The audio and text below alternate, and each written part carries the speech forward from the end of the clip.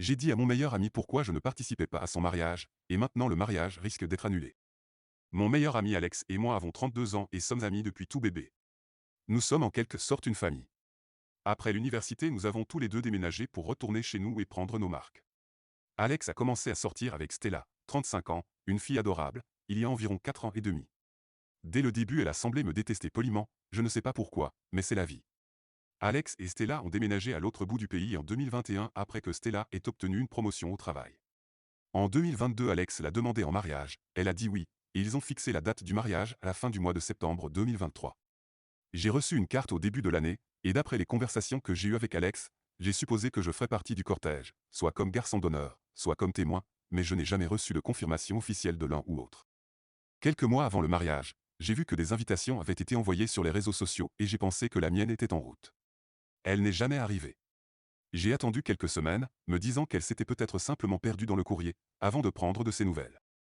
J'ai appelé Alex et j'ai eu une brève conversation avec lui, au cours de laquelle il était clairement agité et m'a dit qu'il avait beaucoup de choses à gérer, qu'il serait impossible à joindre dans un avenir proche, qu'il devait adresser toutes les questions relatives au mariage à Stella, et qu'il m'appellerait lorsque les choses se seraient calmées.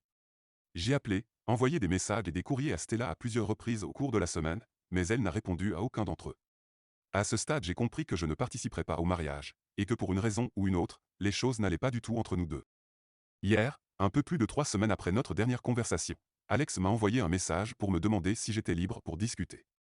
J'ai sauté sur l'occasion pour obtenir quelques réponses, et après avoir échangé des civilités, Alex s'est lancé dans un baratin en disant qu'il savait que j'étais très occupé par mon travail et que je m'occupais de beaucoup de choses personnelles, mais qu'il adorerait que je puisse assister à son mariage, ne serait-ce qu'en tant qu'invité, et qu'il voulait savoir s'il y avait quelque chose qu'il pouvait faire pour aider à ce que ça se produise. Je lui ai répondu que j'aimerais bien, mais que je n'avais pas reçu d'invitation. Alex a bloqué et a dit « Quoi ?» et j'ai répété que je n'avais pas reçu d'invitation, que c'était la raison pour laquelle je l'avais appelé il y a quelques semaines, que j'avais contacté Stella à ce sujet mais qu'elle ne m'avait jamais rappelé et m'avait laissé sur vue, et que je n'avais aucune idée de ce dont il parlait surtout quand il que j'étais trop occupé pour m'impliquer dans le mariage. Après une pause, il m'a dit qu'il devait régler certaines choses et qu'il m'appellerait quand ce serait fait. Depuis, mon téléphone n'arrête pas de sonner, les participants au mariage me demandant ce qui s'est passé et pourquoi le mariage pourrait être annulé maintenant. Ma petite amie m'a réaffirmé que je n'avais rien fait de mal, mais des gens de tous bords m'ont dit que j'avais mis mon nez là où il ne fallait pas, et que j'avais causé un scandale, ce qui me perturbe vraiment. Partie 2. Alex et moi avons échangé des messages mardi soir et mercredi matin, il m'a dit qu'il s'occupait de certaines choses et m'a demandé si j'étais libre pour parler jeudi après-midi avec lui et Stella, ce que j'ai accepté. Ce n'est qu'un résumé approximatif, et j'ai probablement oublié des choses, franchement je suis trop fatigué mentalement pour tisser une narration en ce moment, donc ce sera juste des points de repère. Quelques informations sur Alex pour situer le contexte. Il vient d'une famille très religieuse et l'est aussi. Alex souffre d'un trouble obsessionnel compulsif léger à modéré, géré par un faible niveau de médicaments et une thérapie d'entretien. C'est l'une des raisons pour lesquelles il est facilement débordé, en particulier par des facteurs de stress inattendus, et les mariages en sont très riches. Passons maintenant à la mise à jour à proprement dite. Le mariage, c'est toujours d'actualité, je serai le témoin, et on m'a mis au courant de tout ce que je devais faire. La personne qui me remplaçait, Mathieu, un des bons amis d'Alex et moi, est ravi de ne pas avoir à passer la journée à s'occuper des gens et de pouvoir à la place faire la fête. À la suite de cet incident, Alex, Stella, qui que ce soit dont les parents paient le mariage, prendront en charge les billets d'avion et le séjour à l'hôtel de moi et de ma copine, ainsi que mon smoking de témoin. Quel était le principal moteur de ce gâchis en premier lieu?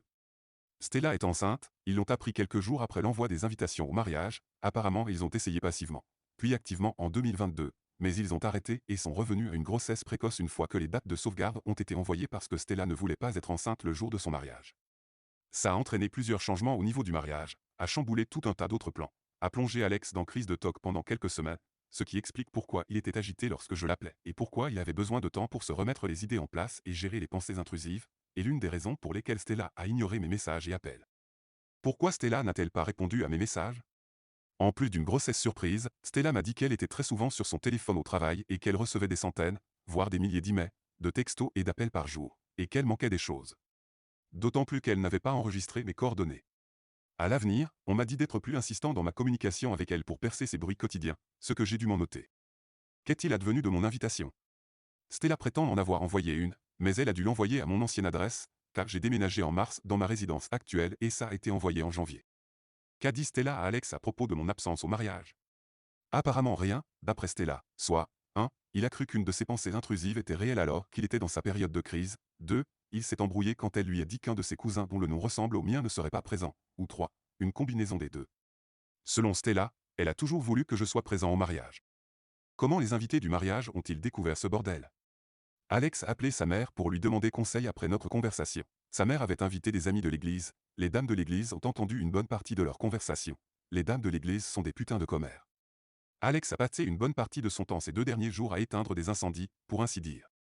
Au bout d'une heure, Stella est partie s'occuper d'une affaire de mariage et Alex et moi avons discuté de tout et de rien pendant 2 heures.